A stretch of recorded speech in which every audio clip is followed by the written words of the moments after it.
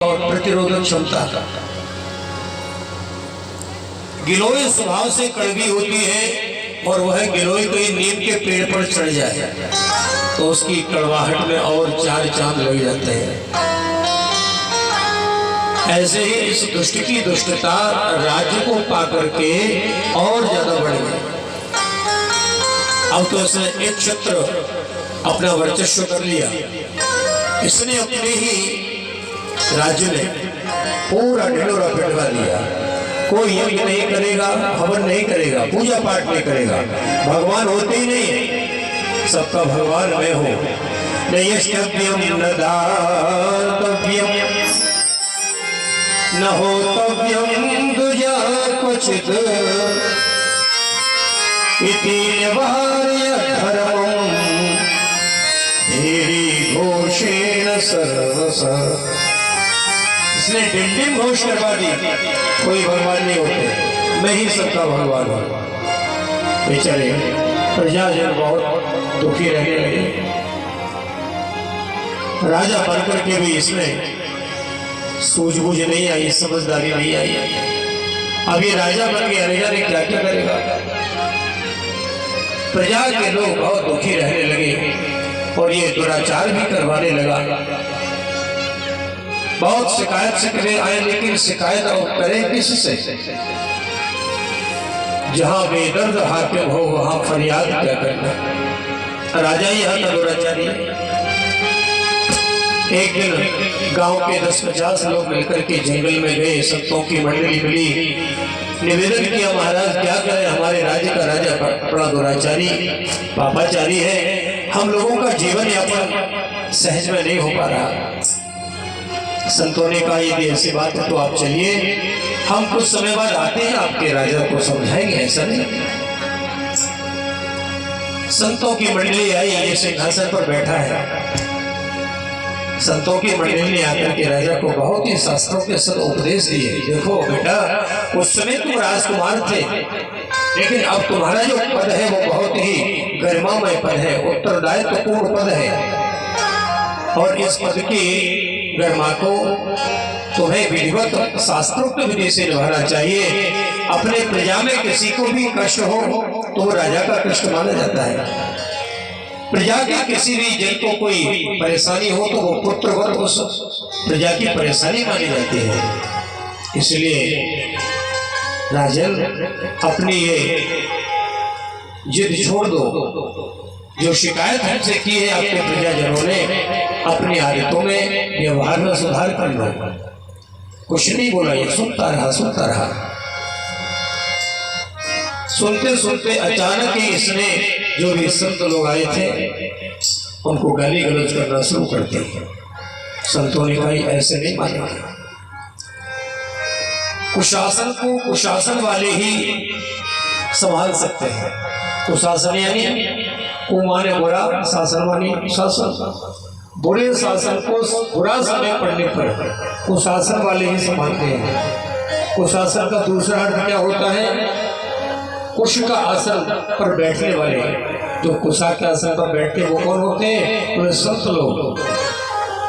जब राज्य का संचालन सही तरीके से न हो तो वहां संत लोग आकर के उस शासन का सत्ता संभालते हैं।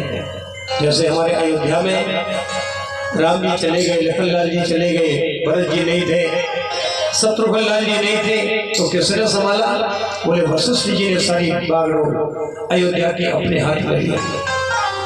जब राज्य पर कोई संकट आता है तो संत संप्रदाय महान आत्माएं उस शासन को संभालती हैं। संतों ने कहा ये राजा होने के लायक नहीं है।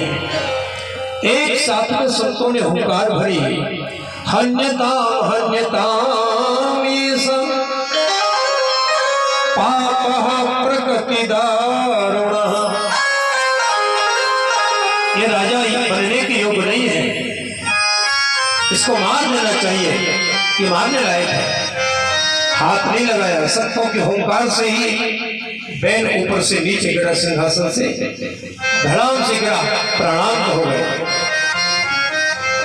जब इसके प्राणांत हुए, इसकी माँ दौड़ी दौड़ी संतों के चरण पकड़ लिए माँ ने सुनीता ने कहा, महाराज जी बताइए, जैसा भी था दुराचारी पापाचारी कम से कम राज्य का अधिकारी तो था, अब तो राज्य राजा से विहीन हो गया, कौन संभालेगा इस राज्य की बागडोर। संतों ने कहा, देवी चिंता न करें, हम व्यवस्था करके जाएंगे। संतों ने इसकी जंघाओं का मंथन किया। एक ठिगना बौन का लाल लाल जिसके बाल है, अभद्र जिसका स्वरूप है, एक पुरुष निकल पड़ा। संतों ने कहा, निशीत निशीत बढ़ जाओ, बहुत लंबा तिरंगा हो गया। विदुर जी ने कहा, ये कौन है गुरुदेव? मैत्री जी बोले, ये जंगली जनजातियां जितनी भी हैं निशीत सात राजवंश की, ये वही वैर के जंगाओं के मंथन से प्रकट हुआ। इसी के माध्यम से सारी जंगली जनजातियां प्रकट होंगी। संतों को प्रणाम करके वो पुरुष जंगल में चला गया। अब की बार जो मंथन किया, दाहिने भाग का मंथन किया, एक पुरुष प्रकट हुआ। बाएं भाग का मंथन किया, एक दैदीप्यमान दसों दिशाओं को रंजित करती हुई देवी प्रकट हुई। पुरुष कौन है? बोले, पृथु महाराज, ये नारायण के अवतार हैं। देवी कौन प्रकट हुई? बोले, लक्ष्मी स्वरूपा अर्ची देवी। बोलो पृथु भगवान की जय हो। पृथु महाराज का अर्ची महारानी का प्रकट हुआ। भगवान नारायण उसी समय आए, प्रणाम किया। सुनीता देवी परम प्रसन्न हुई, संतों को धन्यवाद ज्ञापित किया।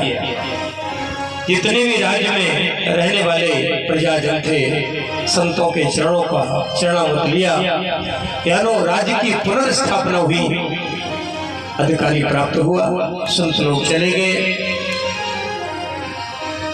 जब राजा दुष्ट प्रकृति का होता है, ये नियम है, तो भूमि अपनी उर्वरा शक्ति को अपने में समाहित कर लेती है। बीज डालते हैं लेकिन बीज अंकुरित नहीं होता। तो हमारे पृथु महाराज ने भगवान का आशीर्वाद लिया, निवेदन किया, और जब तपस्या की तो भगवान नारायण प्रकट हुए। बोलो नारायण भगवान की। भगवान ने कहा, प्रभु मैं आप पर प्रसन्न हूं, वरम गुरु ही वत्स, वरदान मांग लो। प्रभु महाराज ने कहा, प्रभु हमारे जो अग्रज थे, हमारे आदरणीय पिताजी थे, थोड़े वांग मार्ग में चले गए, ये भूमि की उर्वरा शक्ति अंतर्निहित हो